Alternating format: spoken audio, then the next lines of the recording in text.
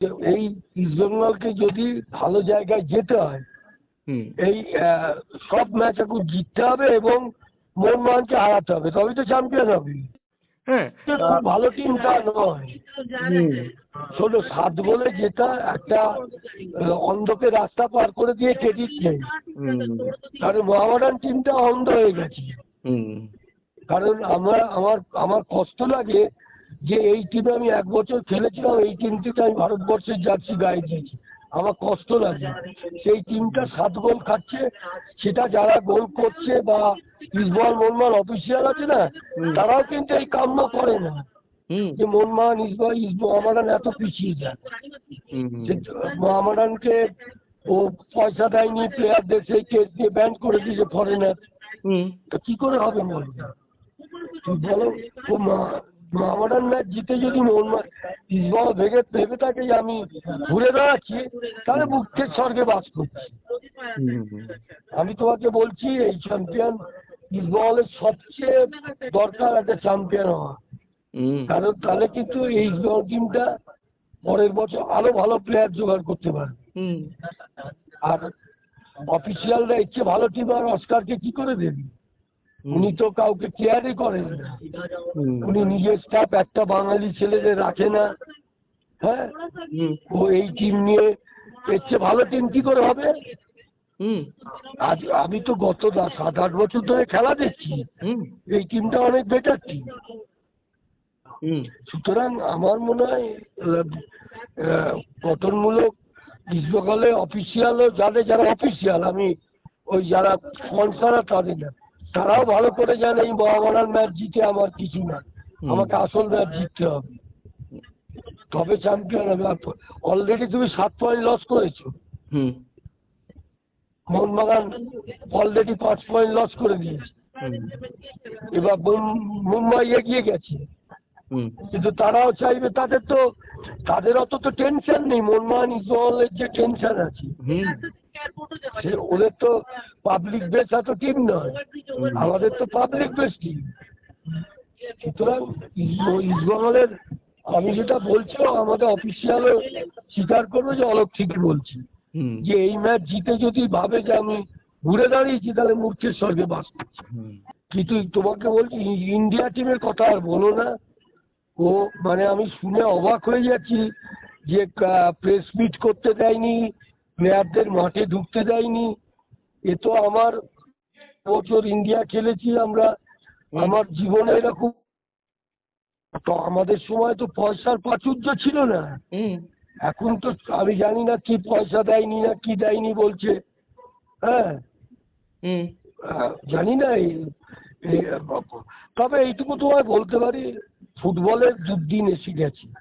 কারণ ধরো, যে আইএসএল জাঁকজমক করে হতো, সেই আইএসএল কে সিঙ্গেল করে দিল, তাই না?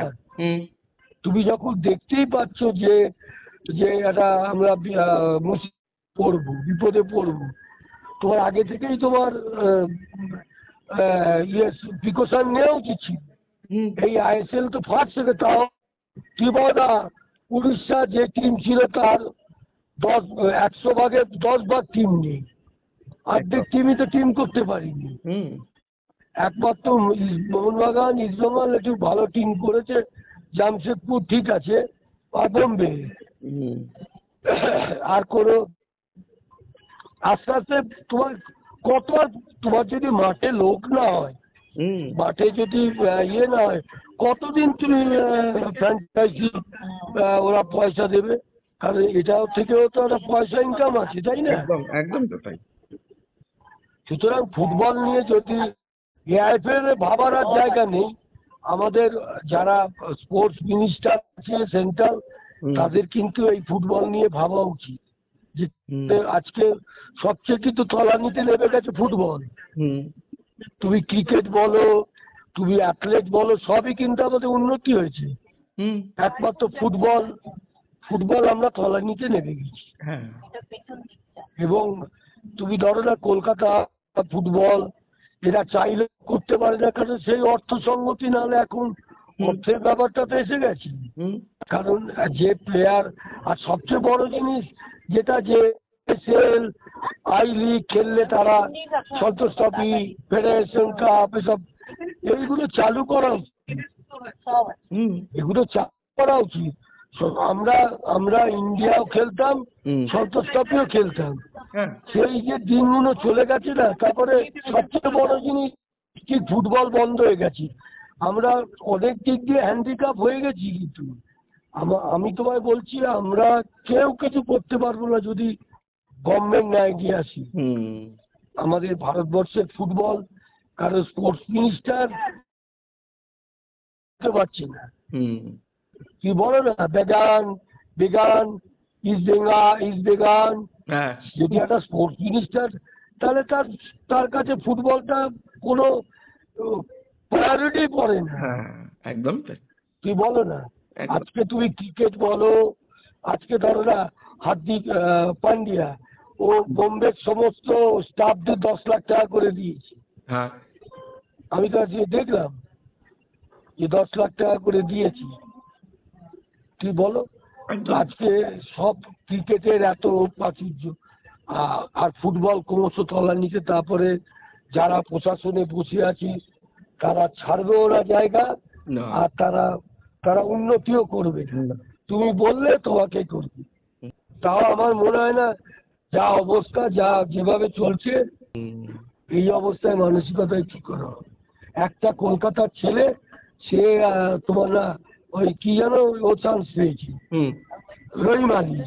সে তো আমার ইচ্ছাপুরে আমার ক্লাবের ছেলে। তোমরা জানো না, রহিম আলী হলো আমি যে ক্লাব ইচ্ছাপুরে ওই ক্লাবেরই ছেলে। ও তো ওয়ার্ল্ড কাপ চান্স পাওয়ার পর আমার অফিসে আমার কাছে এসেছিল। আন্ডার 17 আন্ডার 19 যে ওয়ার্ল্ড কাপ খেললে না, আন্ডার 17 ও তখন আমি চাকরি করছি, ও তো আমার কাছে এসেছিল। ও আমার একদম আমার বাড়ি আর ওর বাড়ি 4-5 বিঘি। রহিম আলী, সেটা আমি কাউকে বলিনি, কিন্তু ও আমার কাছে এসেছিল ওয়ার্ল্ড কাপ চান্স পাওয়া। আমি বললাম যে তুমি ভুল সময় জন্মে গেছো, এখন তুমি যে পজিশনে খেলো তাতে তোমার আইএসএল তোমার ফার্স্ট টিমে খেলা মুশকিল, কারণ ওখানে সব ফরেনার থাকবে। সেটা খারাপ খেলে না, যার চান্স পেয়েছে একটা ছেলে, আমার খুবই ভালো লাগে। আর বাঙালি ছেলে সুভাষিস তো বাদ দিয়ে দিয়েছে না, তবে ওই আশিস ওই ছেলেটা কি জানো না, লেফট ব্যাকটা, বোম্বের লেফট ব্যাকটা, মিশ্র। আরে ও তো দারুণ খেলতো, হাঁটুতে ইঞ্জুরি হলো না, তারপর তো 1.5 বছর বেরিয়ে গেছিল, কিন্তু আবার ভালো খেলছি। ও অনেক বেটার প্লেয়ার। আমিও খেলা দেখেছি, ও পায়ে লেগে না গেলে কেউ খেলতে পারতো না ওই জায়গায়। ও আবার ঢুকে গেছে ঠিক।